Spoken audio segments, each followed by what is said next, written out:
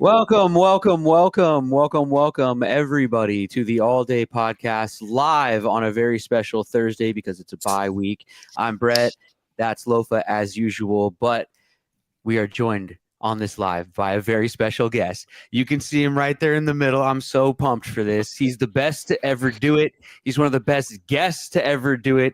He's a friend of ours, of our old show from back in the day. He's a friend of Lofa's forever. Lofa, go ahead. You got your hand in the air? You Big Walt Jones, baby. You see it right behind me? Hall of Fame. Hoff. I love that you switched the jersey for the episode, Lofa. Wait, so check this out. Walter, I had your jersey up there for the first 3 games. Awesome. 3-0. 3-0. All right.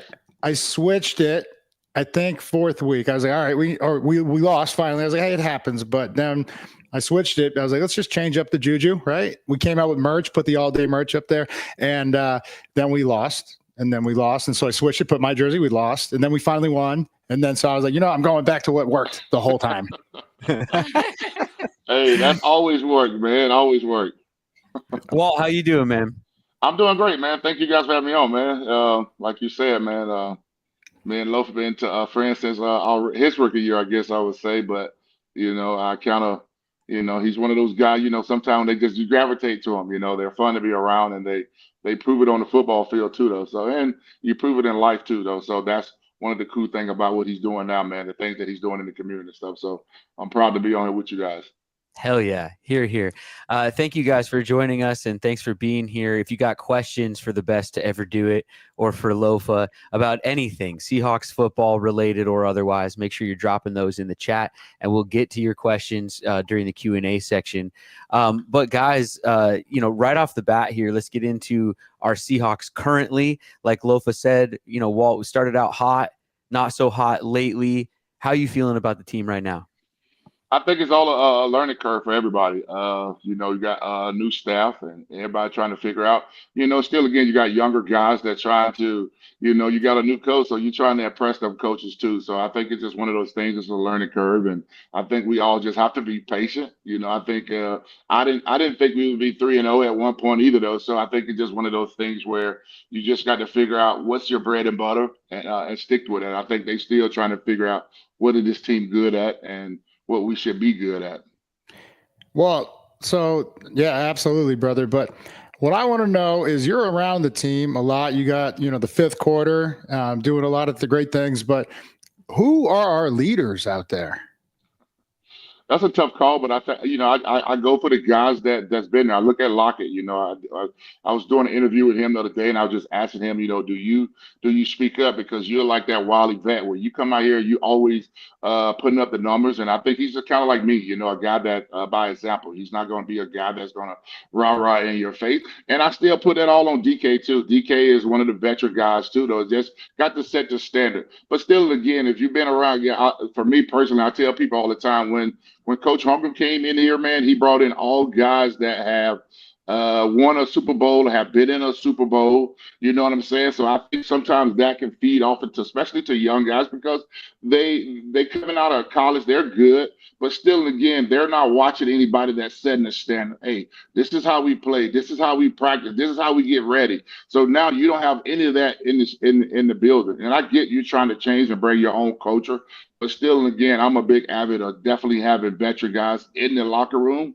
So just to show those young guys, because a lot of guys are just visual guys. I was a visual guy. If I saw an offensive lineman taping his hands, I'm taping my hands. So I'm just trying to figure out how do you push these guys to the standard that you want to be set, because that standard was already set before this coach came in. So right now, I would put it on the quarterback too. You can't have your quarterback out there cutting up too. I think he have to be the one that, he's more like the coach on the field, so he have to set the example too.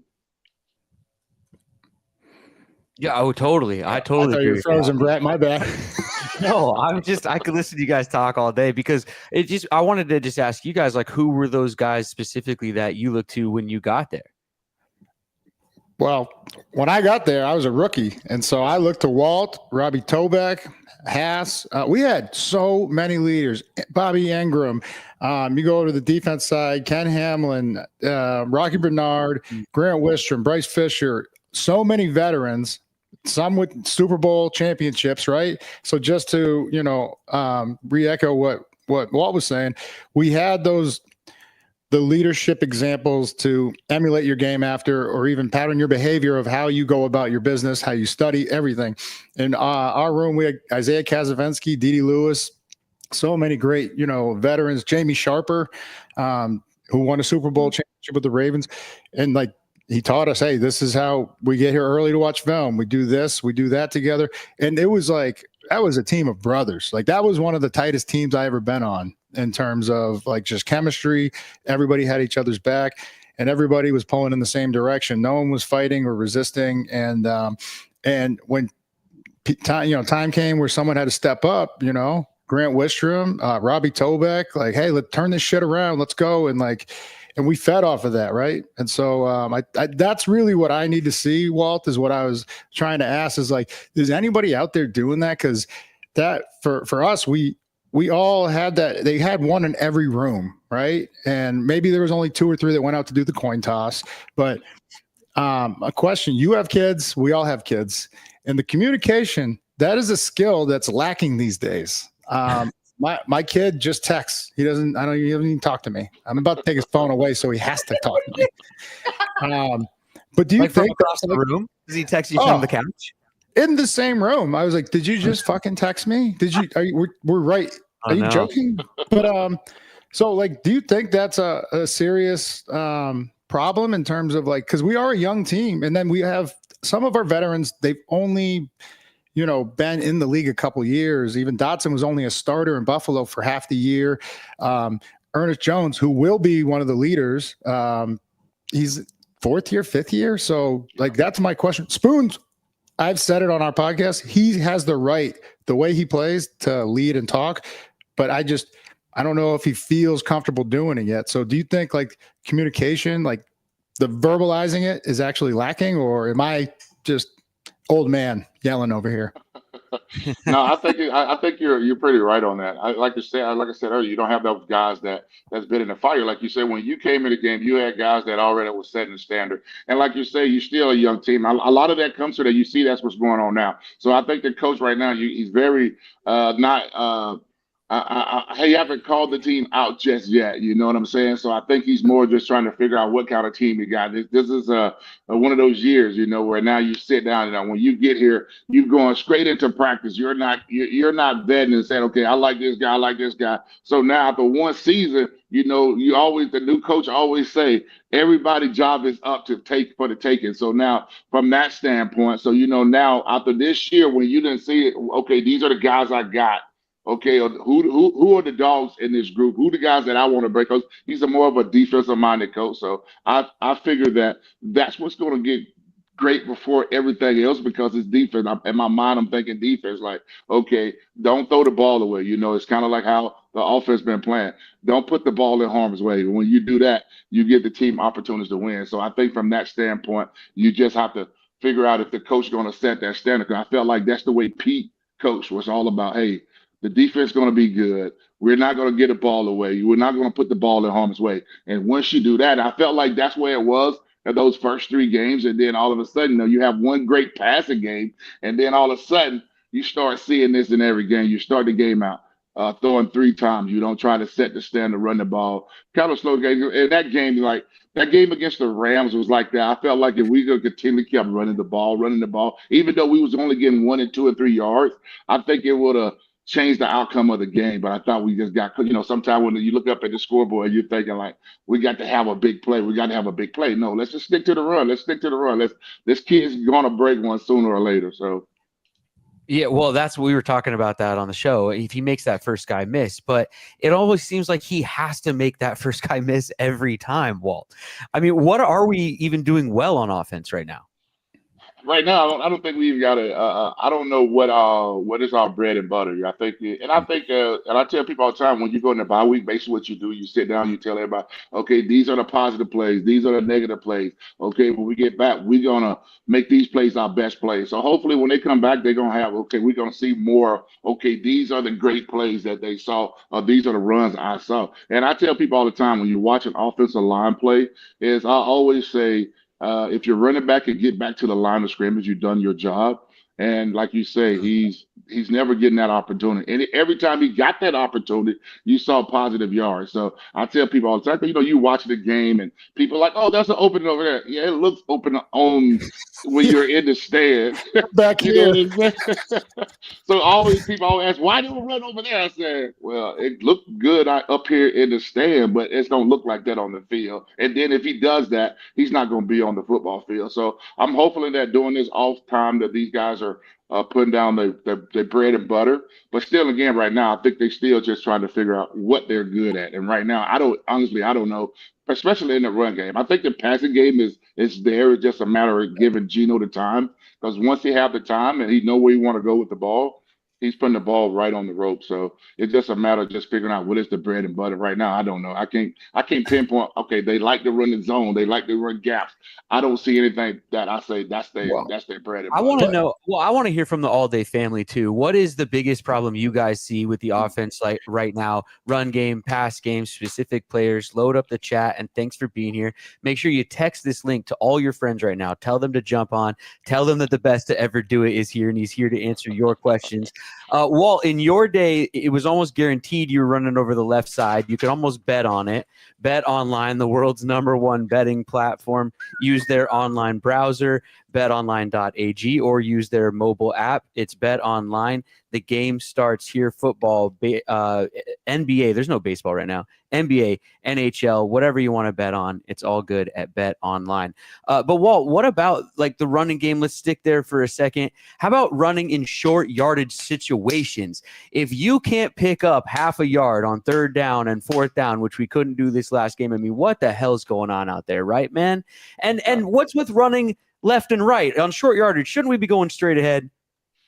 No, we should. I think it's just a matter of I call it a lot of people ask me about those, short yardage, and especially in the last game. I tell people all the time, I say offensively, we haven't showed enough to say, let's go for it. I get it that you want to go for it to win the game. Good point. But I'm always a point of saying, okay, you think about what they did in that game. I've told people that in the 3rd quarter that we only had 3 snaps in the 3rd quarter. So now you're in a game where now majority of your yard is coming off penalties and stuff like that. So now, yeah, you're not doing anything positive as an offensive line. Even the defense can see it. If we got out there on the 20 and took it down the field and we're moving the ball, they used to say, hey, let's go for it. The guys are ready to go. And I just feel like these guys have not got to the point where you feel comfortable to say, okay, these guys want the ball. They want to go. And you see that, and a lot of that is, like you said earlier, it's all about communication. You know what I'm saying? If everybody is not on the same page when you call a play, you know what I'm saying? Or the one where, I tell people all the time, when you start communicating, like on the one where he got tripped up in the short yardage. And for him, as a guard, you have to tell the quarterback, hey, man, you got to get out of there quick because I'm coming to you. So now if you sit there, that quarterback got to get out of there, because I bet you that didn't happen in practice where that guard is pulling and the quarterback get tripped up. So it's all on the quarterback to get out of there. And sometimes those are the lacks that you have in the game where you're not thinking about the smallest things in a situation where that's going to matter so much in a crucial moment of the game. The details, right? It always comes down to the details.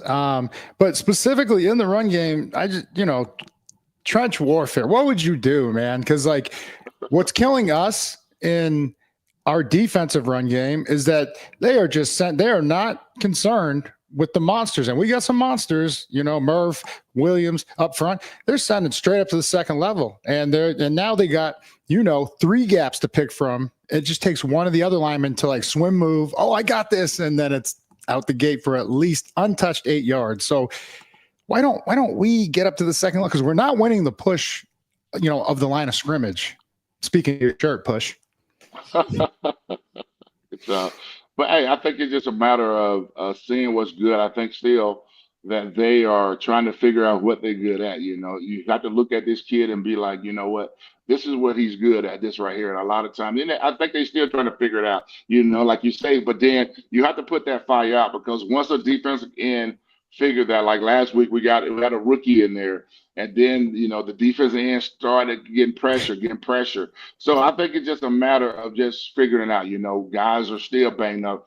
Fan is still banged up. You still ain't got a guy that you thought that's going to come in and definitely take over that right position, that right tackle position still. But still, again, I think is you have to nowadays when I played, if you had the best defensive end on your left, he didn't move. These guys are moving now. They're trying to find the weak link. You can put a defensive end at the 3 technique now. You can put a defense end on the nose tackle. It's not saying, okay, I got to block this guy all day long. Now he's not blocking. He's not getting in front of me because now that eliminates him. So now what do? Where is our weak link? So now that kid just got to put that fire out because it's not going to stop, because guys are seeing it. Once you get on film, everybody sees it, so it's not going to stop. It's ugly. So, it's like, we got to fish. But hey, I've seen the best player, all pros, come out of the huddle when Walt lines up and say, "Hey, no, you get your ass over here. I'm going to the left side. I'm going to the other side."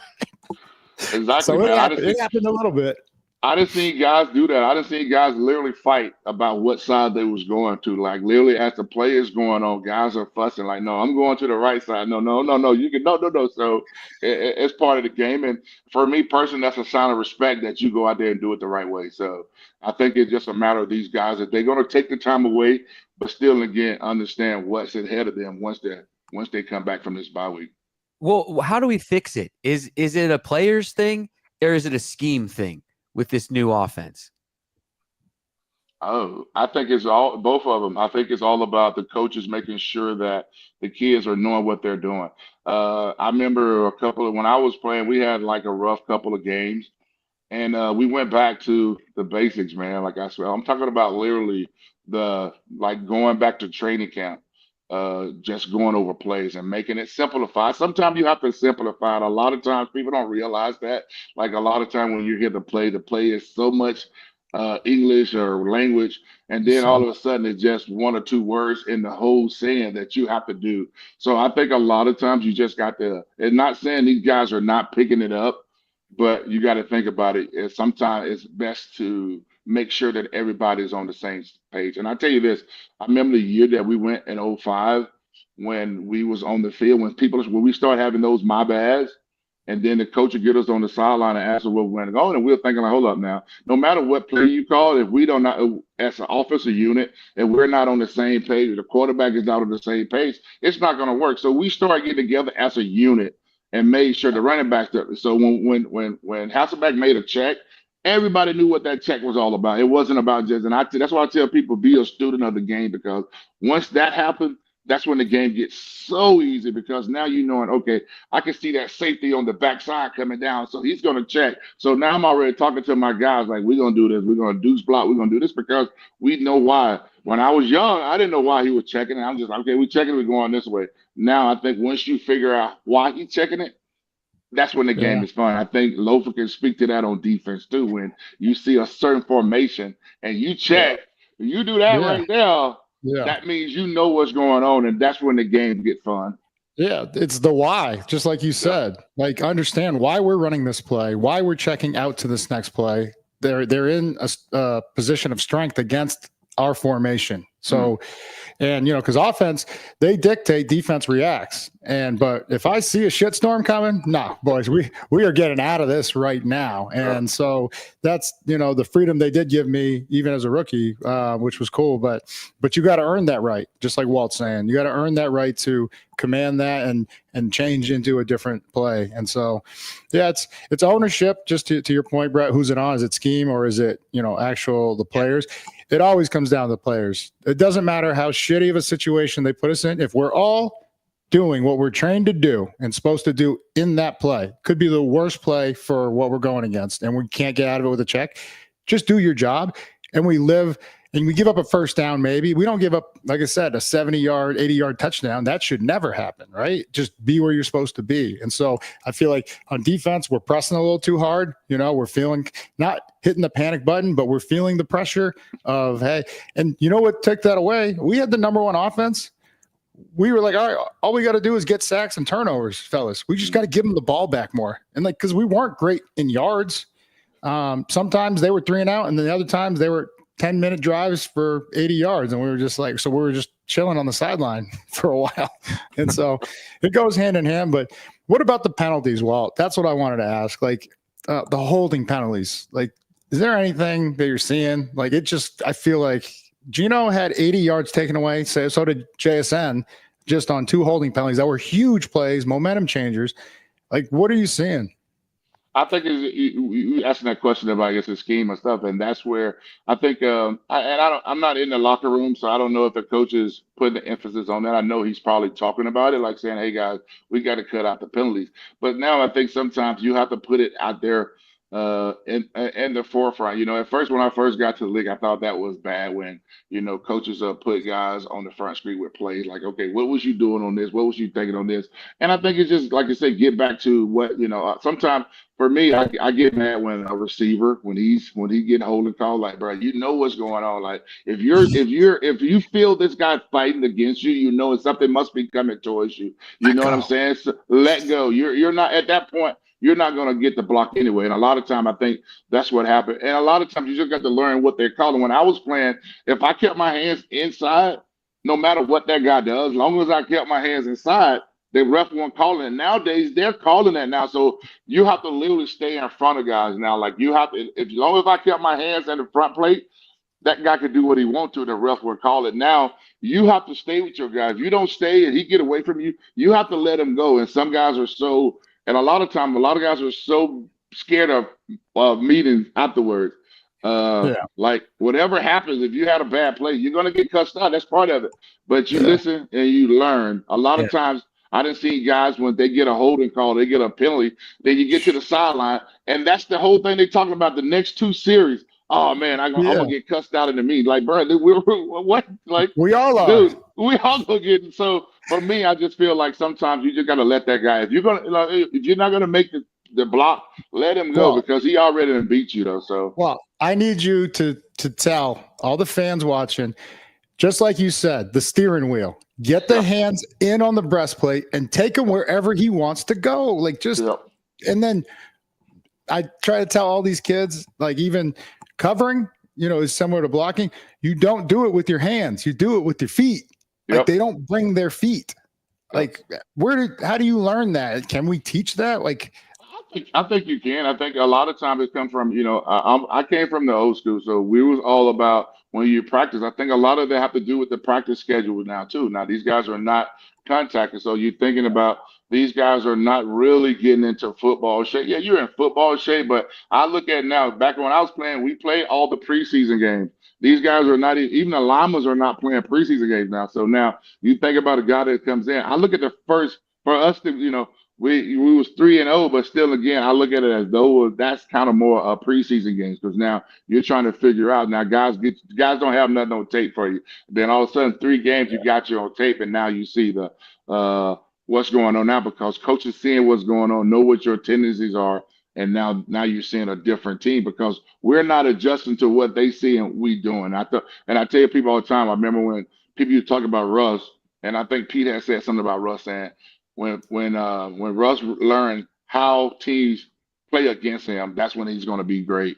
So for us, we just got to know what are the when you get to halftime and come back to adjustment, what adjustments are you making? Hey coach, when we ran this play the last time, he got in this defense. So okay, how do we counter that? And I think that's when the game. But still, again, we're still young. So how good are these guys that if you change the play, are these guys quick enough? And for now, I don't think these guys are picking it up fast enough to say we're going to check out this and run this play and why we run this play. So for me, those are the things I think you have to learn. And like you're saying, the holding calls, that's just a mental thing where you got to say, okay, I'm not getting a penalty this week. I'm not going to do that. I'm going to play smart and understand what I got to do. And I think once you do that, that's when the game gets so easy for these guys. But right now, I call it my bads. You get 5 my bads, you losing the game. That's not even counting on defense.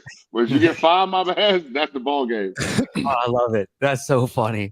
Well, I know we don't have you forever, and I want to get to the All Day Family's questions here, but I also want to talk about your shirt and just what you got going on and everything that you're into, man. Like, tell us about Push. You were talking about before we came on the air. Well, you know what? Everybody know my clothing brand, the best to ever do it, B2EI. And so now basically I, still trying to, I think as athletes are how we've seen in the community is all about how do we motivate people. So I came up with this slogan called Push. So I'm looking forward to hopefully in the next couple of weeks. I have it on my website. So it's basically I'm working on this. It's called for working out. So sweat absorption. So basically, when you're working out, when I come into the workout, you're gonna see push. You ain't gonna know what push means. And as I work out in the sweat, it's gonna come out and say, people usually stop here. And I think we all been through that process when we're doing something. We're working out.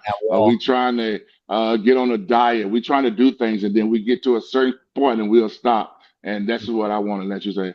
Push through it and don't stop. So look forward to this on my brand, hopefully in a couple of weeks here. But this is something that, I'm thinking about, always trying to motivate people. I think that's what we do as athletes, Lofa. We're always trying to motivate people, to inform people on the things that we do, because I know motivational quotes help me get through the day or get through hard times. So I'm What's always your trying favorite to find motivational quote? Or just uh, quote of all time. I I always got one say, hey, too. always shoot for the moon. If you miss, you're gonna be amongst stars. So that's one of my great ones right there. So I look at that. I take that as, like you're saying, when you're playing the game, you push. Okay, I want to go to this level right here. And once you get there, you're gonna be amongst a lot of great players. So that's one of my greatest quotes right there, man. Push for the moon, but then if you miss, you'll be amongst stars. So Hell yeah. Like What's yours, Lofa? everyone has talent. What's rare is the courage it takes to follow that talent to the dark places it leads. that's a good one. I've I been like that. Who's that? reading that. Erica Jong. I've been reading that quote before every game since I was 10, maybe. Yeah. That's pretty That's dope. cool. That's cool. Questions, guys. We've got them asking. The All Day family here has been loading up the comments and asking some questions. So producer Katie will read those. Producer Katie, what do we got first? First up is Haley Blue. Haley, what's up? Walter Jones, the legend. What do we need to do to stop the run game? And do we still have enough juice to make the playoffs? Oh, to stop the run game. All right. Looking at it from the other side of the ball there, Walt. Honestly, sometimes when I argue points, it's easier to argue the other side. When you're watching games, you're watching our defense. Maybe you see what we should be doing from the other side of the other perspective. Well, my perspective is this. I just look at it like this. I think I think a lot of that is and Loaf can speak to it if I'm wrong, say I'm wrong, but I think it's all about gap control. And a lot of times, being in your gap. I don't know if this last game, but I saw the Mike backer. He hit the hole, and I'm assuming that he expected the backside backer. If I hit it, you come over the top. But yeah. So for me, I feel like a lot of times it's all about communication, knowing what's going on. And I feel like when you say the pressure, you said it earlier, the defense feel the pressure. So I feel like in those games where we didn't win, I thought a lot of time the defense was somebody was on the defense was trying to make the play that can change the game. And a lot of times I think defensive guys don't understand. If you stay within the game, that's when the play is going to come. A lot of times people think, oh, I'm going to jump this route. No, if you run your techniques should get you to that football. If you see something, go. But still, I think a lot of times the younger guys are trying to be the guy and not doing what they're supposed to do at their position. And gap control. I think it's all about gap control. A lot of stuff, if you go back and look, and making tackles. A lot of times these guys want to make the big hit instead of just wrapping up and stopping the guy. And a lot of times it's all about stopping the guy so your guys can come and make the tackle too. And so for me, that's what I see, that it's not a lot of gap control. When they're on point like the last game, when everybody was on point where they need to be defensively, you kind of saw what type of defense this can be, because they definitely gap controls there. You know what I'm saying? It just, we didn't have nobody get to the quarterback. And a guy like Stafford, he did a great job of making sure he put the ball where only that guy could catch the ball. And you got to take your hat off to the things that he was able to do. You're absolutely right. And then we got to play downhill though. That was one of my favorite things to do. Like, my job is this gap. I'm not letting you sit on the double team and talk about what that does and what conversations you guys are having when I run over a guard or a center. They get back in there. They're like, oh, you ain't getting help on that. We get 19 again. You ain't getting help on that shit. And I think it's all about learning the guys too, learning your linebackers too. Like, if you knowing that, hey man, I'm going, man. This guy's hitting the hole now, coach. I can't. If anything, I'm just giving you your hands. I'm propping and I'm going. I'm not because a lot of times, and a lot, like you say, a lot of times guys are so king holders, stay on that down lineman. When that down lineman he's not trying to get to the quarterback. He's just trying to occupy time. So if you have to learn that, so for me personally, you just have to. It's a feel. I think it's a feel because if he's back, you're going to stay longer. But if this guy like somebody like Lofa or Leroy, when those guys see it, they gone. You know, I used to be with Leroy. If I look at Leroy, if I'm on the backside, all I gotta do is cut Leroy off. If I look at him, he's coming downhill on me now. So I will never look at him because he was. I think as Rama, you learn that. Like, dude, if I give him anything, if I move my feet, if I move my hands, if I look at him 1 second, he's coming. Yeah. So for me, I think like you saying, the double team. You're not gonna let. I'm not gonna let the line because in the end, it's all about getting to the linebacker. What the linebacker wants you to do. He wants you to sit there on that double team and try to push that 3 technique, and now you're gone. You're running. So for me, I think it's all about learning linebackers, and that comes being a student of the game too, and learning your guys. Student of the game and experience. Yeah, exactly. Right. In the game, man. Right? Yeah. Wow, Okay. the nuances. Who teaches you that stuff? Like hard fucking lessons. Like lessons and learning. I think learning. learning everything. You know what I'm saying? Just figuring the game out. You know, like I say, once everybody on the same page, the game comes easy. Like I say, and you know, we can keep hopping on it. I call it my bad, and I think we all been through that process where you've been in the game and people say, "Oh my bad, oh my bad." Now you got 5 my bads, and now the game is over with. So you got to get out of what's the next? Absolutely. What's the next question? JJ Lewis, why is the O-line struggling so much? Mm-hmm. Is it injuries and lack of chemistry? Is it lack of discipline? Or is this scheme too much or too little? Man, I think she answered all them questions, though. She answered her own questions. Injury, yes. Lack of chemistry, yes. It's all of it. I think it's just part of the growth of the team. And I think this coach is literally, I don't think he didn't went off on these guys just yet. I don't think he didn't had one explosion at halftime or that's at practice. And sometimes I think that's what you have to do especially with younger guys, where now, okay, the coach is pissed off at us now, so let's go out here. But I think it's all about figuring out what are our best plays. And for me personally, I'll do the same thing this weekend. I'm gonna go look at all the games and stuff like that for my show and stuff, and kind of pick out the plays I feel like these are their best plays. And I think a lot of people don't realize how much we miss DK too. How much DK help us out on offense too. You know, we try. You know, you hear fans talk about. You know, I think there was rumors that they thought they were going to trade him. I was like, that'll be very stupid. But you know, this is the league. Hey, this is the league. But that would have been very bad if we would have got rid of DK, because I felt like DK was a guy that definitely rode defenses. You know, you kind of saw that in the last 2 games. We don't have anybody out there that the defense is afraid of. Take the top off. Yeah. Jay did his thing, but still, again, I don't think these guys are scared of these guys. That's not a knock on our receivers. I just feel like these guys can stick with these guys and feel comfortable going man on these guys.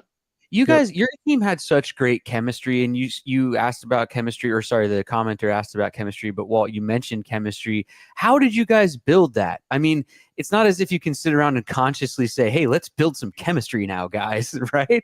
But what were the ways that you did that? It obviously takes time. And was there like a favorite team chemistry building event that you guys went to one time? I've got a theory, Walter. I think it was that we went away to camp and like there was nothing but football. And Holmgren used to talk about it, and he was pissed when we we built the beautiful facility. He's like, we should still go to Cheney. And the players, you know, we were like, but because we had a veteran team at that time, but I there's something to it. You're there and it's just all day football, like for a month. And you can't help now you hang out with the guys. Cause like when you go home, and then when we got home, we still hung out to watch film and do stuff, and like had a linebacker night, or, you know, hung out with the O-line, D-line. You become a closer team when you're just forced into Cheney and just, you know, we're in the dorms. There's nowhere to go. There's nothing around. So I think there was something to that in terms of how close our teams were as, you know, chemistry and just being going family. into the season. Yeah, building that as you look towards the season. Walt, chemistry? I think it's more of who want to be great too. I think once you get a group of guys that everybody wants to be great and you hold everybody accountable to be great, that's when you see, I always go back. You can see the Super Bowl winning team. I felt like everybody on that squad wanted to be great. You know what I'm saying? At every position, everybody wanted to be great. And Yeah. once you get guys like that together, that's when when Lofa them came in, Lofa and Leroy wanted to be great. You know what I'm saying? Where like you said, they have veteran guys that okay, I don't have to speak up, but still, again, you saw greatness in those two guys as rookies. Like, okay, these guys get it. You know what I'm saying? Hey, Leroy, we're gonna run to the ball. We're gonna hit guys, and we just run, boom. And I thought that these guys are like, they get it, man. So I think Just for play me your personally, role. just We play were your just role and at but be that point great. we were just role players. Yeah, we Yeah, did role want to be play, great. be great. And I think Yeah. once you do that, not saying these guys don't want to be great, but I think it's just when you pull all these, put the people together that want to be great. But still, again, I think I'm a big advocate of having veteran guys that show Yeah. you, because a Yeah. coach can tell you to do everything, but still, again, the guys that are on the field, those are the ones that you watch. Okay, cool. I saw where he blocked that, so I'm gonna block it that way. Or I see, okay, after the game, he gets in the code. That's why he's refreshed the next day. Where I'm a young buck, where I'm like, I'm good. I'm gonna go home, and then you get up in the morning, you can't walk. So I think for me personally, okay, I'm gonna go get in the code. So hey, Walt, you just can't go home after practice. You gotta do all the other stuff to get yourself ready for the next day. So I think from that standpoint, just having guys around that's gonna lead those guys in the right direction, where it's not about. But now the world is different now. You got social media, so all these I guys are know. doing. I These guys know. got, and these guys are their own company now. Like, not saying we're not, but think about the money that these guys are making now. They got their own crew coming in. They got their own camera people. They got their own security. So these guys Sure. are coming in feeling like they have already made it. And I think a lot of times, a lot of young guys don't understand. Once you Yeah. get to the league, that's when it starts. And a lot of people think once you get there, you already made it. But they don't understand that you have to put that work in to, if you're saying, I want to play in the league, I want to be great in the league. And a lot of guys just want to be in the league. You know what I'm saying? I wanted to be great in the league. I didn't want to just be in the league. Right. Katie? Maya Winslow. Wait, who's the second best to ever do it? That's a great question, Maya. Awesome. I got two kids. The heirs to the best to ever do it. Yeah. I love that. Y'all can read that however you want to read that. Okay. Great comment. The Gavin KJG. What can the quarterback do to help the line? Take them out to dinner. Yeah, take them out to dinner. Be on their side no matter how bad the game is. And I would say with Gino, I would say you have to realize as the starting quarterback, everything that you do has been watched. So even if you're frustrated, you can't show that because people Yes. feed off that. Even though I know the game is going bad, you always have to show that you're in control. And now people start seeing the quarterback out of control or doing things that you don't usually see Frustrated. quarterback Yeah. frustrated. Now that trickles down to the next guy. The next guy that feels like, oh, I can act like that. I can act like that. And now you see it. Yeah. You see it now. Guys are getting into it and that's part of football. But still, again, to get into it in a game live and when you're on TV, that's going to be the top of the conversation, even if you don't want it. So I think it's all about the quarterback always being, you're the guy, no matter, you might not want to be that guy, but you're the guy. So you always have to lead by example. So for me, for the quarterback, it's all about no matter how bad the game's going, you have to be that positive force in that huddle. And like, Yeah. hey guys, we're gonna get it this time. We're gonna make this work this time. And I think that's what you have to do as a quarterback. Well, because you're a Hall of Famer. Oh, never mind. We'll answer this. Go ahead, do that question. I'll come back to my question. Seth Kilona, with the Oh. snapping issues, what Yeah. do you think about moving Olu back to center and putting Connor at left guard or right guard? Thank you, Seth, for asking about this. I Yeah. wanted to get to the snaps. Walt, what about it? You ever play center? No, I don't play center, but I think a lot of times people don't understand sometimes why that happens. And a lot of time it's be like if and I think the quarterback have to see it too. A lot of time with the center usually have somebody coming to help them on both sides. But then all of a sudden you might get a guy sitting on top of it. Now they're stressing out or they got to make a reach block. So now that trajectory of that football changes. It's not like, okay, I'm just doing a relaxed snap to my quarterback. He's not thinking about just a snap. Now he's thinking like, man, I got to get that one technique, that wide one. So for me, I don't think it's just a concentration thing for me personally with the center about just getting that snap up. Just in those crucial moments, you have to take a deep breath and realize the most important thing is the football. And I've heard that throughout my whole career with centers when they have Yeah. bad snaps. The coaches say, hey, no matter what you do, you can get that block. You can block it 5 yards down the field, but the football is 15 yards at the 50. So for him, he just got to understand the most important thing, jobs you got right now is to make sure that ball gets to the quarterback, and then you get your block. So that's my opinion on the bad snapping. It's just a matter of the center just taking a deep breath and realize the football is the most important thing before Be you in can the make that block. be in the moment and get that Yep. snap to the quarterback. Yep, that's what it's all about. Lofa, what were you going to say before that last comment came in? Oh, it's hard for anybody to imagine you struggling or being on a bad O-line. Was there ever a time when early on that things weren't clicking and you guys weren't rushing for 1,500 yards every season? Because I don't know if any of us touchdowns. right? Yeah. I want to say I want to say what 2000 maybe 2002 2003 we was bad running the ball, and I can remember Coach Hunger said, okay, y'all don't want to run the ball, okay, we're gonna throw the ball every snap. So we have been in a situation where we was coach said, okay, y'all can't run the ball worth a crap. And I can remember I remember I can remember Ricky Waters saying, I don't know what he's talking about, man. I love running behind y'all, but we wasn't doing nothing great, you know what I'm saying? So Coach Hung was just there. He said, okay, y'all don't want to run block, we're gonna pass block. So I'm like, okay, so we can't run block, but you trust us pass blocking. So it's just like but we were just bad at the time, and I think it was more of a just connecting, and we were still, I think we was just 2 years and being together as an offensive unit. So it was like, but like I say, the guys that we had on that unit was great. You had Hutch, you had veteran and Chris Gray. Like I say, Chris Gray was probably one of the smartest offensive linemen I ever been around. Great note taker, knew everything. Chris was the type of guy that would go back and look at film from 2 years ago against a coach that was playing on another team, and he'll come up on Friday and say, "Hey, Walt," or come up to the team and say, "Hey, man, hey, they ran this defense in 1999." What, man? We in 2002. What are you talking about a defense? So, and then what'll happen in the game? Something will happen, and that'll pop up in the game. So for me, like you said, Lofa, I had some great guys to learn this game from. So okay, so with that in mind, did you guys correct it, or what would be your advice to this offensive line going forward? I'll take what you said earlier. You said stay in the moment, man. Learn from your mistakes. A lot of times it's all about learning from your mistakes. So if you say, okay, I gave up this last week, I'm not going to do that this week. So because as linemen, people don't recognize you unless you're doing something bad. So the key is to say, don't get into the stat line of saying you gave up a penalty or holding.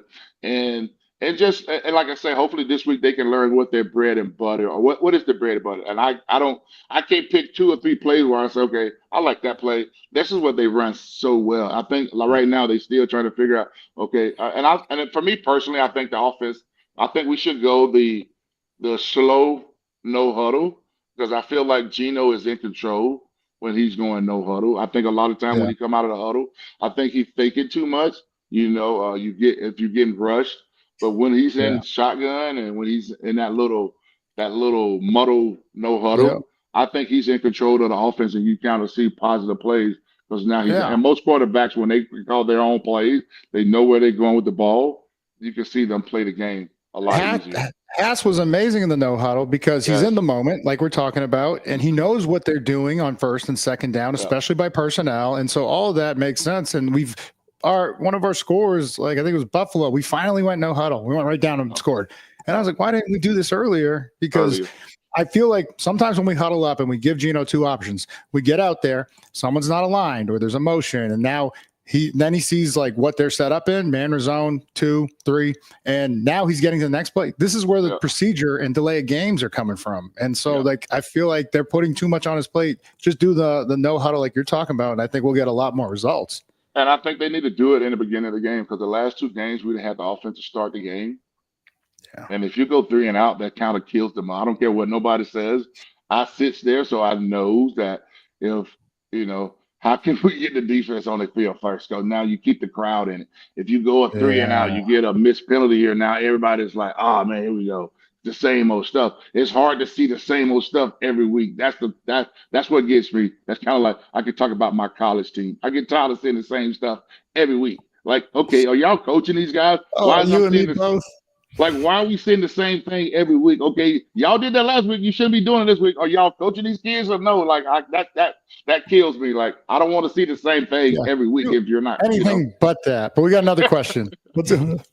Adam, the Island Sun, could Walt maybe slide to right tackle for us after the bye? Just asking for a friend. And have you ever seen this many bobbled snaps when you were playing?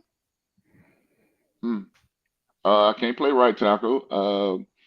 My body is fragile right now, so not with that attitude. Hey, it might look like I can play, but no. And the bobble, I think it's part of the growth of a center. We all seen it. I think we've seen it in practice.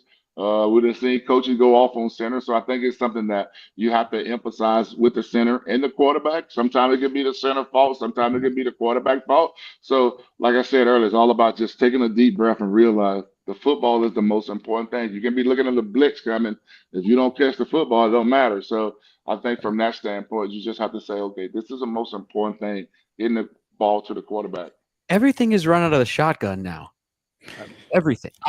And great point, Brett. For you guys. I mean, Walt, like how much of the playbook was out of the shotgun back then? Not that much. I think for me personally, I feel like, you see these quarterbacks coming in the league now, and I think if they can't take a center snap, what are you doing? Because no matter how fancy you get during the season, you can look at the Kansas City Chiefs when, he's in the shotgun, but then when the game get tight, the great teams get in two wides, get in two tight ends, and you get up under the center and you play football. And I tell about offensive linemen too. You can be in a 2-point stand, but at some point you're gonna have to get in a 3-point stand and play football in the game. No matter how finesse you are, no matter how you up and down this field. But when that game get cold and now the game is all about inches, who's gonna put their hands in the dirt and play football? And I think a lot of times the guys don't really understand that part of it yet. Like because a lot of these linemen are not getting in 3-point stands either now. And who's the coach of the Kansas City Chiefs? Pretty old school guy in Andy Reid, isn't he? Yep. Dinosaur in the NFL right now. Are you so old? John Langston says, Big Walt, Geno is under pressure on 40% of dropbacks. So Seattle is getting a top 5 quarterback 60% of the time and a league average quarterback 40% of the time. What do we need to do to shore up our O-line? How to shore up our line? Like, do you think we need to make some personnel changes? I forget, was it JJ Lewis that brought up, like, should Olu go back to center, or like what would you do if you were out there? For me personally, I think it's all got to be a lot of times I look at it a lot of times people look at the offensive line and see pressure, but a lot of times it can be route running too. What are we doing out here? A lot of times, for me, sometimes when I see a quarterback get pressured and he's looking somewhere to throw the ball, and then all of a sudden you look at the routes and you be like, hold up, he was running an 18-yard route. He's running a crossing route that's going across the field that's going to take forever, and now you ain't got no. Sorry, Walt. And so for me personally, I think a lot of time is all of you. I got to understand your guys and what your guys are good at.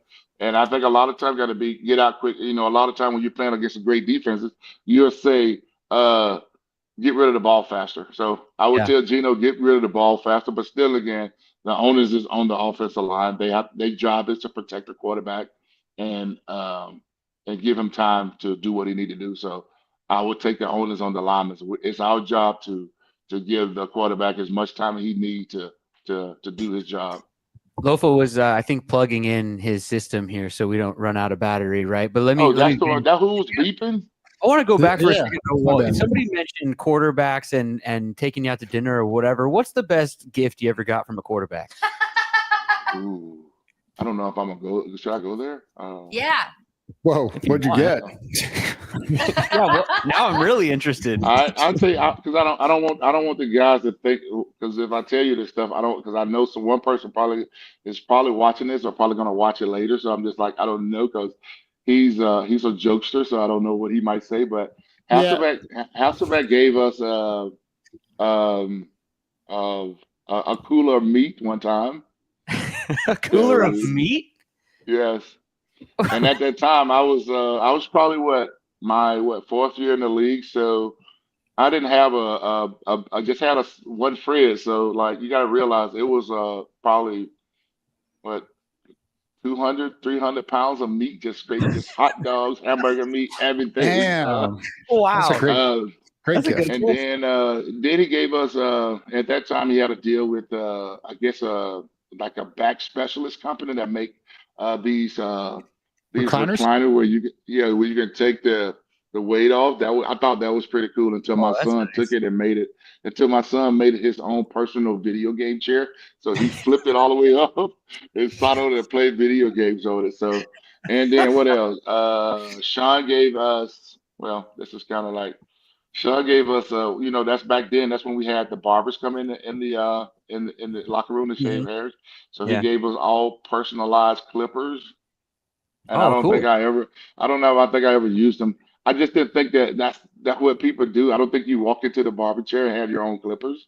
It could be a smart thing though. You think about it because That'd be kind you of know cool, actually. with Dude. germs and all that stuff. And Yeah. think about if Yeah. you bring I don't know if a barber would do that, but like, hey man, I got my own personal clippers, bro. I don't want you using yours, bro. Yeah. But Here you go. uh, Here you go. But and then use these to cut Sean my hair. gave us all video game consoles when he won MVP That's because cool. he was on the cover of Madden the year before the next Yep. year. So he gave us Yeah. all PCs or whatever. I think it was Xbox at the time. Xboxes. I don't Cool. know where that Xbox is at. My son probably throw it up It too. probably has that too. Well, And that's then what he was Sean saying. gave all us what did he give us?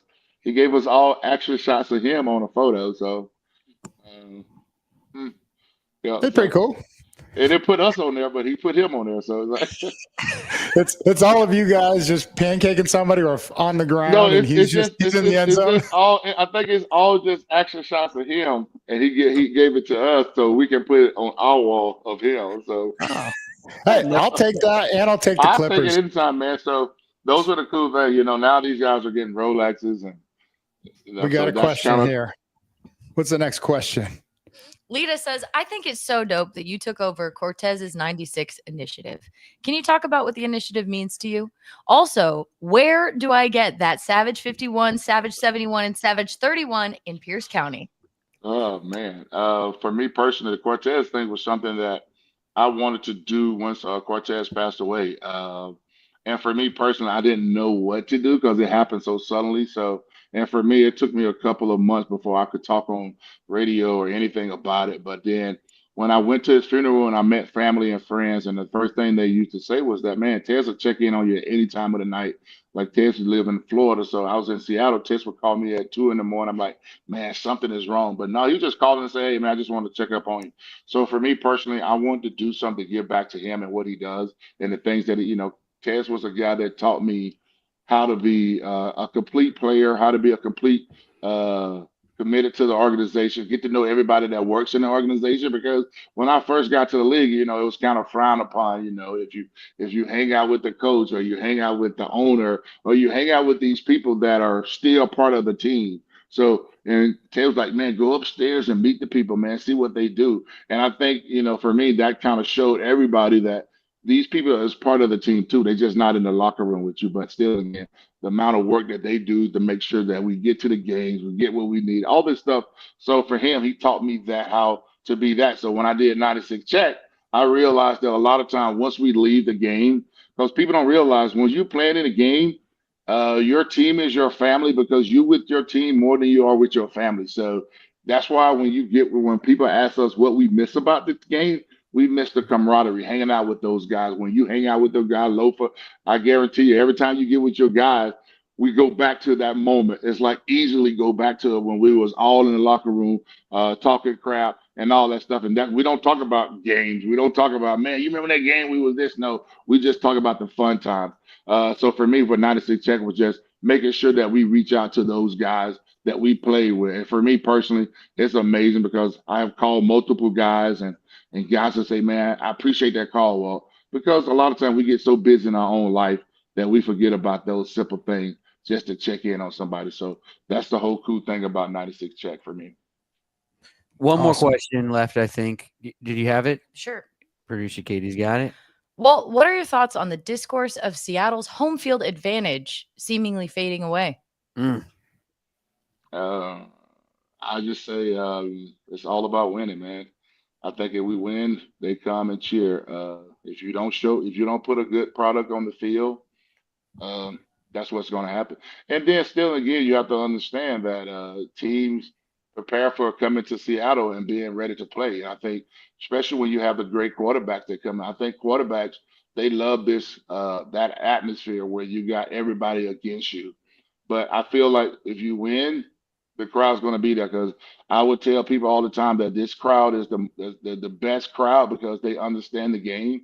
They know when to cheer. You never see on offense where Gino is telling the crowd to be quiet. You know what I'm saying? So they know when to cheer. But then if you're not putting a good product on the field, I think these fans are going to let you know, and they're not going to show up. So it's all about winning and winning, but still putting a great product. If you're out here fighting for your life and fighting for this team, I think the fans going to always be there. But nowadays, these teams have great following too, though. So Yeah. and a lot of these fans are out here trying to make a buck too, though. So some people will sell their tickets, and you cannot stop that no matter what. So, a person make a decision that I need the money more than going to the concession stand. So, but still, again, you have to, find ways to.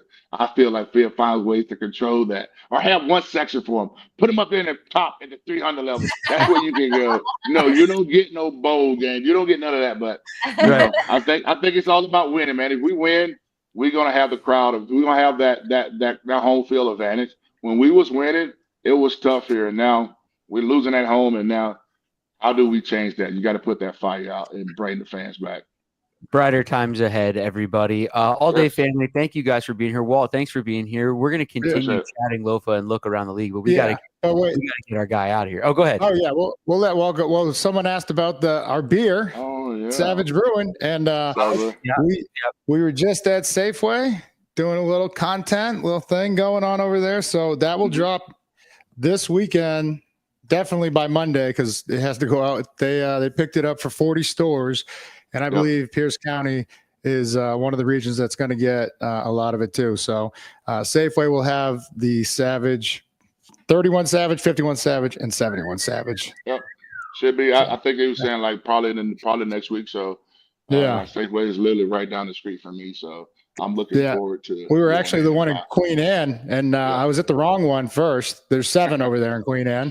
Good job. Right? I was like, awesome. Thanks for getting me the right address, everybody. But Awesome. And look for that content. It'll probably be dropping. Well, one of them this weekend or Monday at the latest. We're having a lot of fun with those. There's more. And that's a great beer. All 3 of them are great beers. So if you get a chance to check them out. Give us a shout out. Let us know. We love pictures, everything, taggers and pictures when you decide to try them out. So do that. It should be awesome. You guys can also hit up Walt on all social media. It's at Big Walt 71.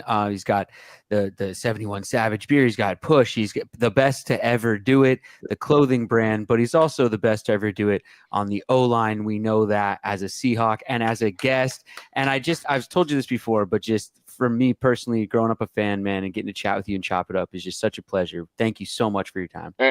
And don't forget to tell them to go check out Big Walt's Kitchen too. At the same spot. 2 locations, guys. And I got hey Loaf, I got you a shirt, man, Big Walt chicken shirt. So kind of you great at pubbing, so I got you. Yeah. So I will rock the hell out of that thing. Yeah. All right, well, appreciate you, brother. All right, guys, appreciate it, man. Appreciate you. Man, Big Walt Jones, you guys. He was supposed to be on for 15 minutes. We almost damn near did an hour. I could sit and listen to you guys talk all day. Yeah. I think I told him 50 and he thought 15. No, I definitely typed 15, but he had time. He made time today, and he's a special guy. And I mean, unbelievable player, but even better person, Hall of Fame person as well. Absolutely. My big brother.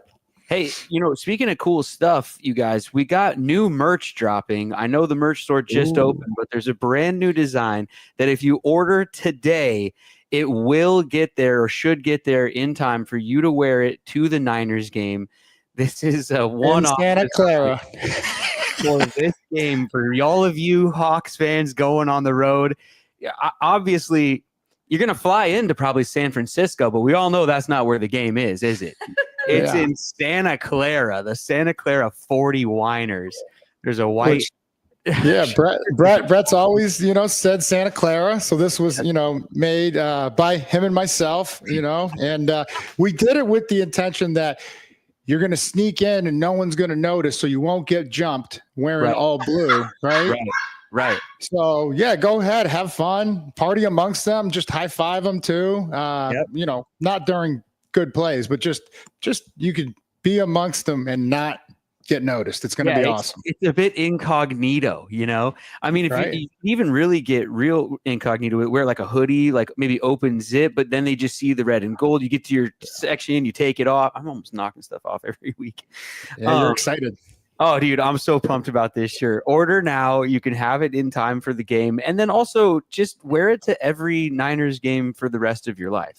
Oh, I'm definitely going to wear it. I'm going to wear it here, and everybody's going to give me shit, and then they're going to be like, oh, wait. It's not a Niners shirt. No, you got to look closer. I can't wait till this thing shows up. So get those now. It's alldaybrand.co. There's a link, I think, even in the chat there. So just click the link, go over there. You can order all your all day merch. I think it offers you 15% off right when you get over there.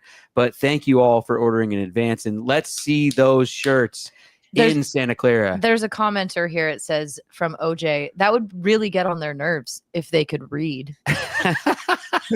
I love it. Yes. Perfect. Yep. Fool's gold. I'll make that one next for next year. Hey man, we got to talk about just, the rest of the NFL. We can stay on Seahawks stuff if you want to, if there's anything else to clean up, but the trade deadline has come and gone, and the NFL, I think we said it on one of the other shows, but the trade deadline is a thing. It's really a thing now in the NFL. It's a lot different than it was when we were growing up, or even just a few years ago.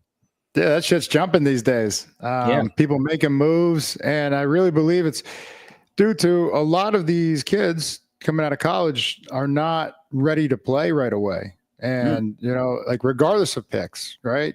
Back in the day, it was like, if you had a first or second rounder, that is a starter. Like you expected them. And now it's like, okay, they might wait a year or two, 3 even. But so now, especially when you get to like what's been given up in return for these picks or these players in the trade deadline, it's you're giving up a 6th rounder, right? 7th rounder. And I think in some cases, depending on the length of the contract, if they're taking it over, but if like the guy leaves as a veteran from your team, you might get a compensatory. So that 7th you gave up in exchange for him might be 4th or 3rd when he leaves.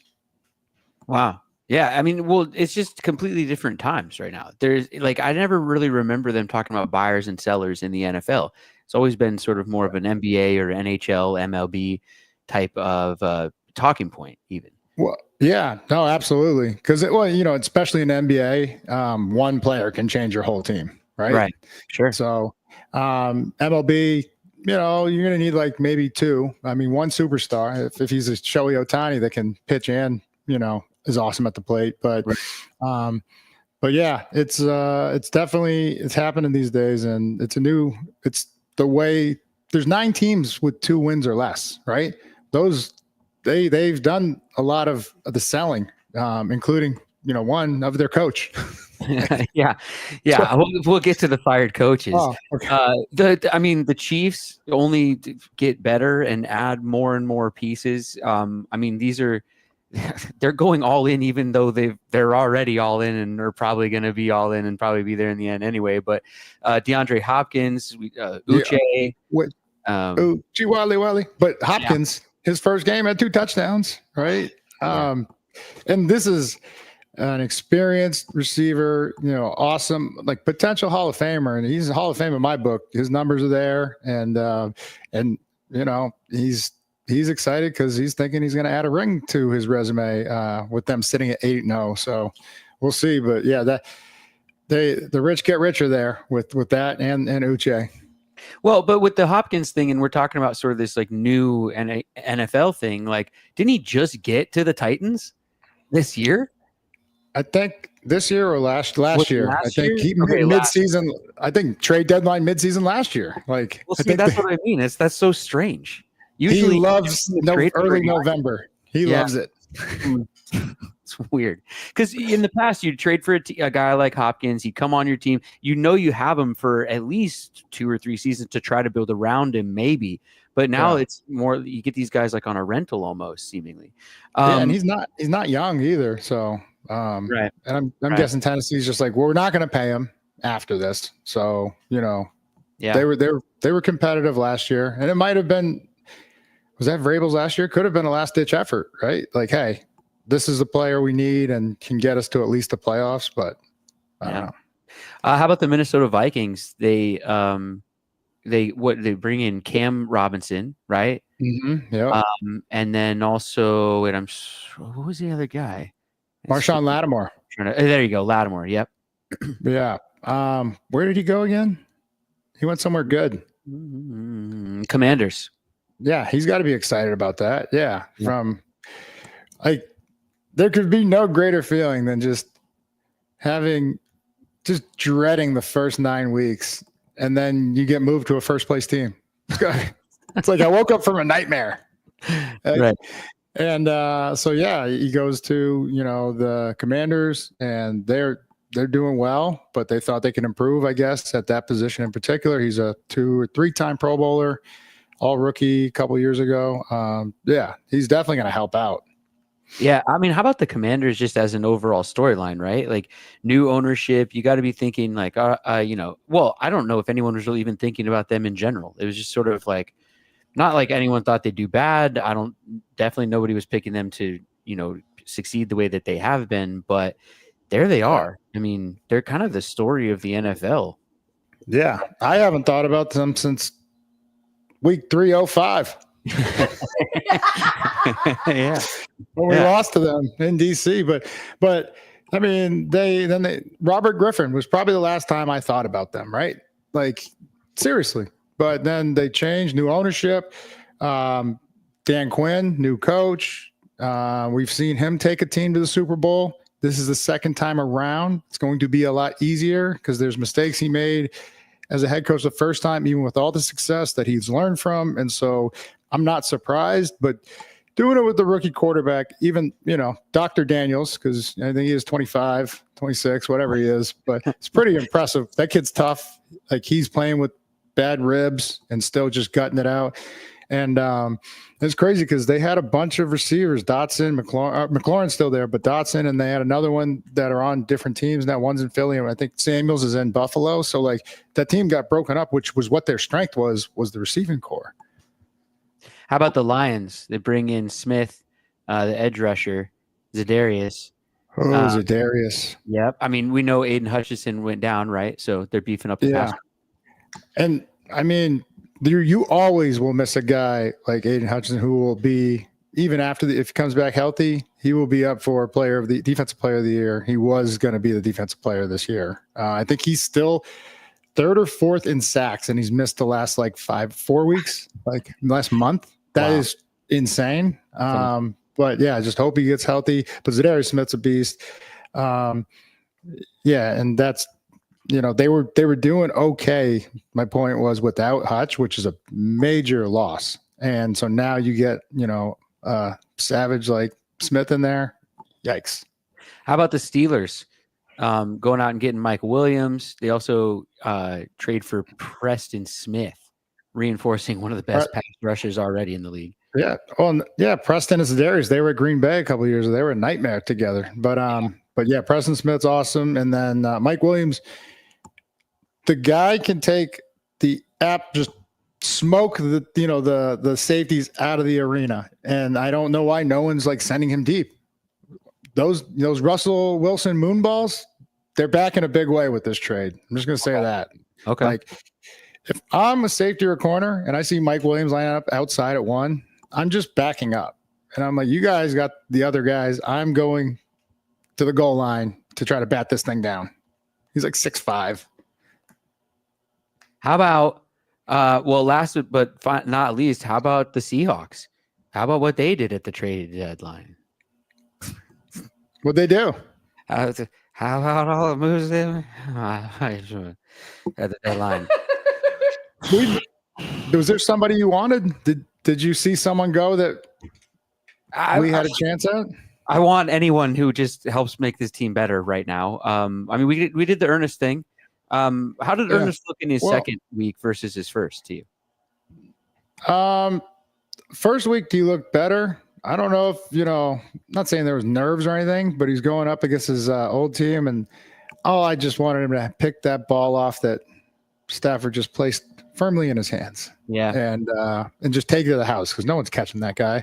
But I have to go back and take like a real look. I was looking at everything, but the D line, and he is going to be a special player. This bye week's going to give him time to catch up with everything. We also got Robertson, the guy from the Jaguars, Robertson Hillis, was it? I don't know. But Robertson Harris, yeah. Harris, yeah. So we've made some moves, and we're gonna have to mute my mic because you got your lawn guy there. It must be Thursday at 11 o'clock because these guys don't miss. They don't miss. Perfect time for me to talk about epicseats.com, everybody. They got Seahawks versus Seahawks versus everybody tickets that it's coming up here. What's the next game in the stadium? The Cardinals on 11/24. They got Zach Bryan at the Tacoma Dome. They got the Huskies and UCLA coming up. With Sabrina Carpenter on the 6th. Wait, what's the date today? That's yesterday. Today? Oh, that was yesterday. You missed Sabrina. Happy birthday, producer Katie. Oh, thank you. EpicSeats.com has all of your seats, whether you're buying or selling seats. Do it with EpicSeats.com and let them know that we sent you there. We got a question in the chat. Producer Katie, go for it. Seth Kiloa. How did you guys feel about the move at the trade deadline? Side note, loving the Ernest Jones pickup. How did he slip through two teams? Well, how do you feel about no move at the trade deadline? Which is no move. I guess I stole the question. I'm sorry. I didn't. Yeah. Moveless in Seattle. Moveless in Seattle. I think we just got to work what we got, and they got to see that first. Yeah, but wait. Can you put the question back up there? I already lost my train of thought. Okay, yeah. Leave the teleprompter up. Feel about no move. I just believe there was nobody out there that we really, could have. The asking price was too high. Is probably what happened. There was probably some guys, and then Ernest Jones slipped through two teams. You mean, leaving the Rams and Tennessee? I can only assume. I did bring this up on a previous pod. I forget which one was. I was wondering, this is a guy that wore the captain patch. How could the Rams move on from him? And then now, I'm not saying another team gave up on him, but they got a player of equal value if Baker stays healthy, maybe a little lesser value, but they also got a 4th-round pick. So they were like, that's too good to pass up, and we're probably not going to pay him. The Tennessee was probably we have too many pieces we have to put around him. So we're not going to be able to pay him and get those pieces. Let's go get pieces and, find someone younger, or maybe even that's Baker. But I think that's what happened with the two teams. But I was confused about why the Rams, who he won a Super Bowl with and ended up wearing the captain patch with, didn't pay him. Yeah. Do you think they took calls on DK? I believe everybody takes a call on everybody. Nobody's untouchable. Nobody. Right. And so, I'm sure people were calling about DK. I'm sure Pittsburgh was calling about DK, in Russ, right?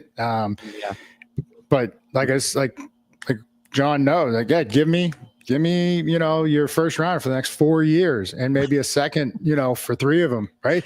That's what it's going to take because that's the player he is. Yeah. Yeah. But so if they're going to keep him, are they going to re-sign him? I believe so. Mm-hmm. Okay. Yeah. Yeah. How about coaches? Another coach got fired. Guy from the Saints. Dennis Allen. Yep.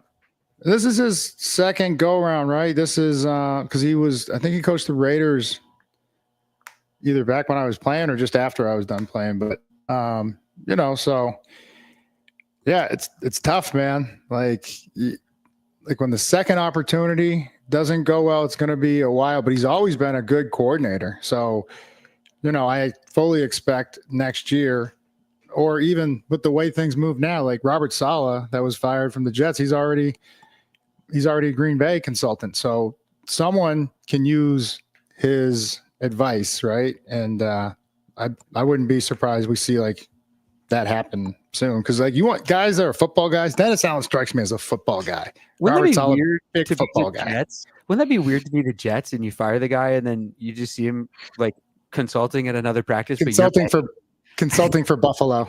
but you're still paying him for how Hey many years? guys, this is everything they do.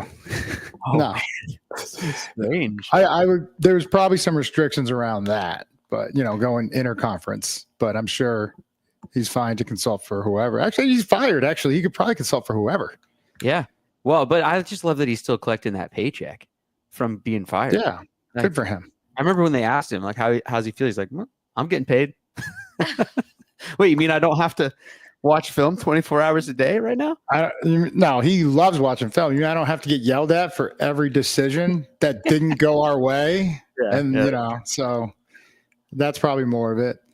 Well, I mean, there's a bunch of teams though. Like you brought it up, man. Like the Raiders are 2-7, the Browns are 2-7, the Giants are 2-7, the Cowboys are 3-5, the Bears are 4-4. That seems to be the best out of those. But who else is on the hot seat here? Oh, All of them? Absolutely. Yeah. Owners don't like losing. And it's not so much losing. I would have to go back and see, were they at least competitive? But if you see a team just getting dragged every game, that guy's on the hot seat. Yeah. And like you said, still going to give the GOAT a shout out, Jameis Winston. He had a rough one. Like I looked at the stat line. I picked him up in fantasy. I didn't win. Obviously, he threw 3 interceptions right after throwing like 3 or 4 touchdowns, a bunch of yards, and beating the Ravens. He had a tough one, but I'm sure they got some great sound bites of his pregame warm up, his pep talks. That's what I'm here for. His attitude, it's amazing. If any of these coaches do end up getting fired, which of those jobs do you think is most desirable? I need to know the teams. You got, let me give you the Cowboys, the Giants, the Browns, the Raiders, or the Jaguars. Cowboys, Giants, Browns, Raiders, Jaguars.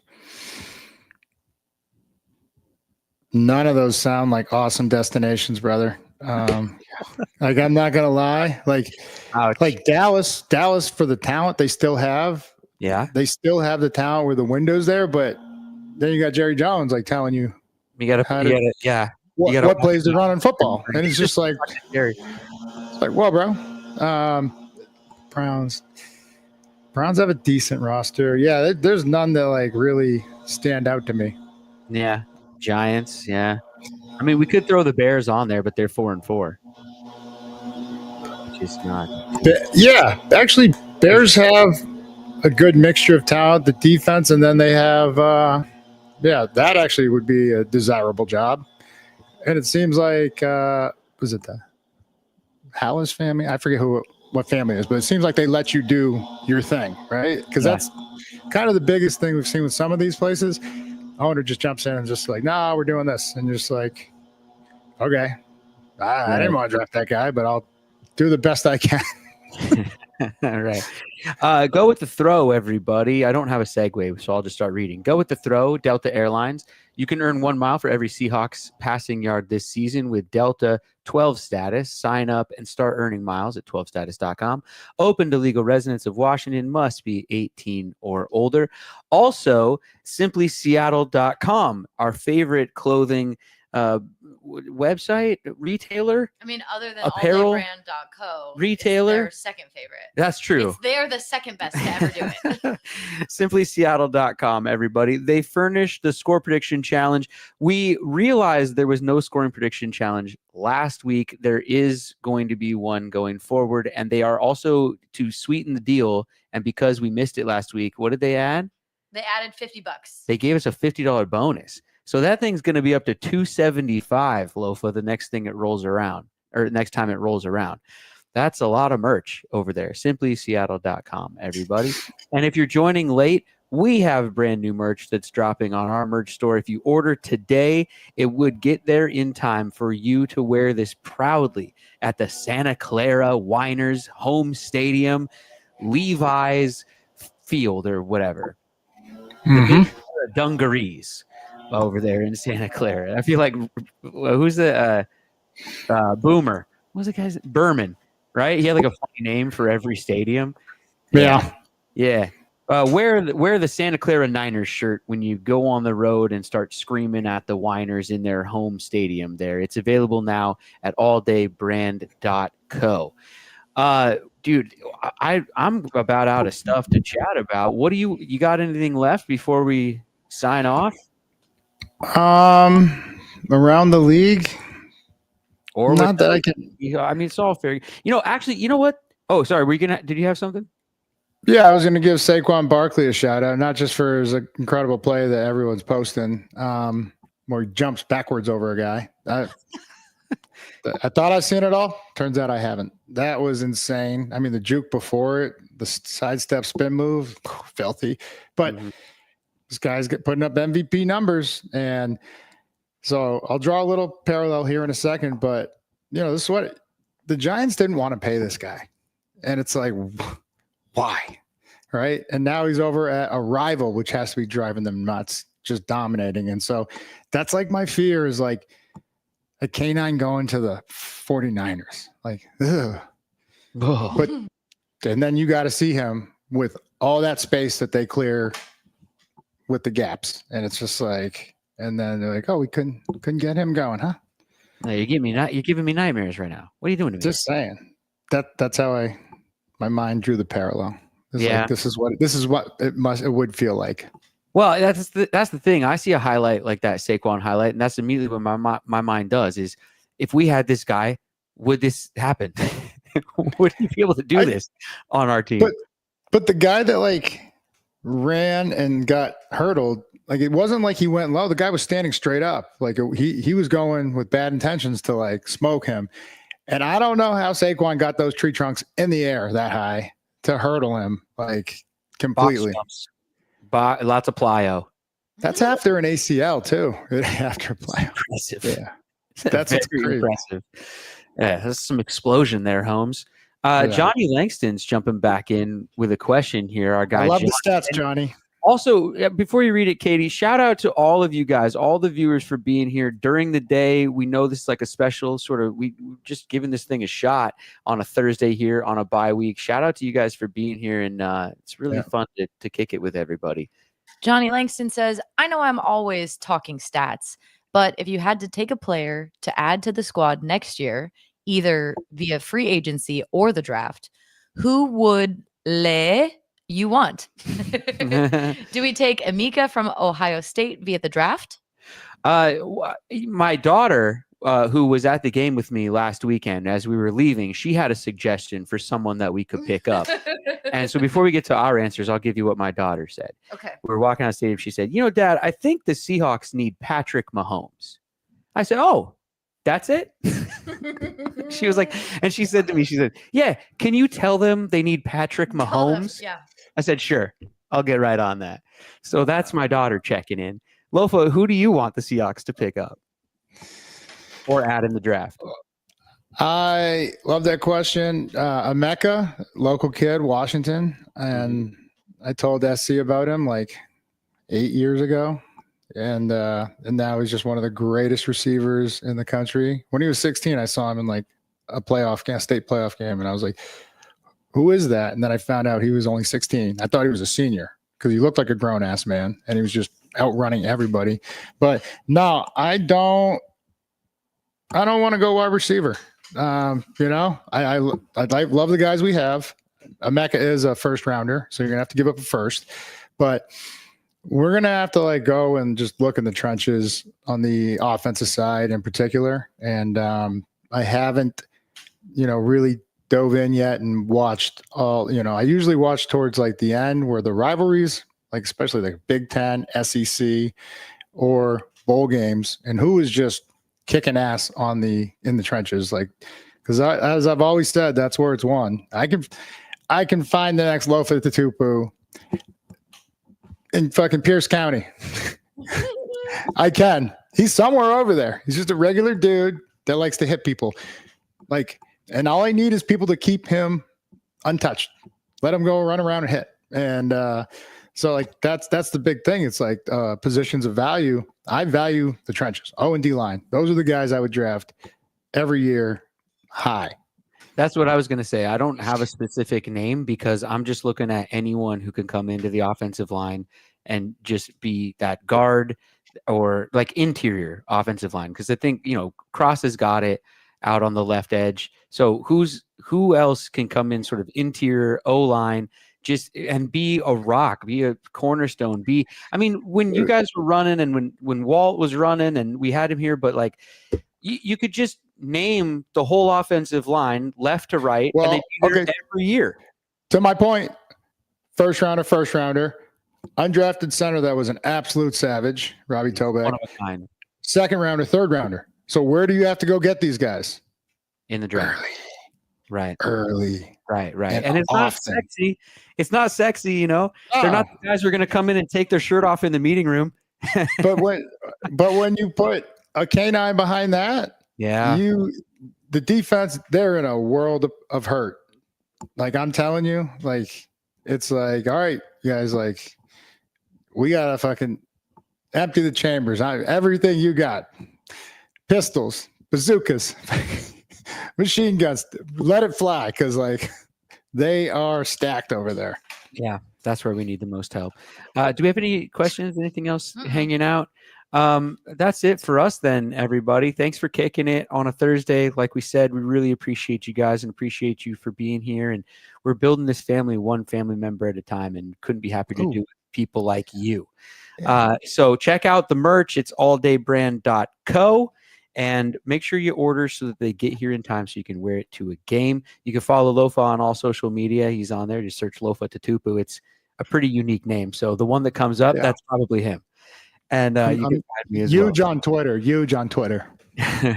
At All Day Pod on Twitter, at All Day Family on Instagram. And that's it for us. Let's do our own breakdown. Hands in the middle, breaking it down. Are you going to do it or are you going to make me do it? You got it. Best to ever do it on 3. Best to ever do it on me. 1, 2, 3. Best to ever do it.